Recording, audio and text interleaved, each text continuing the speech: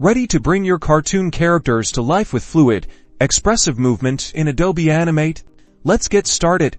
First, open Adobe Animate and import or create your character right now. This character is just one drawing to animate it effectively.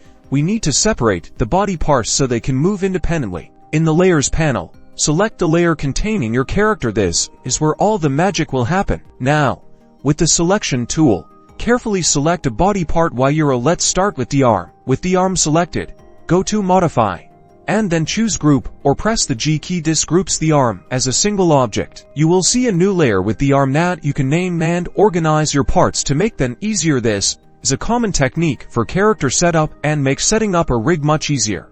Repeat this process for all the body parts. Select the leg, then group the leg, group the head, then the torso. Ensure each part is its own separate symbol on its own layer. The goal is to have each body part independent of the others. You should now have a body part for each. They appear as separate layers. Now, you can move each body part independently, letting you start simple poses and animations. Now you can start to play around with the character. Separate body parts are the cornerstone of impressive character animation. Your character is now ready to move and express emotion.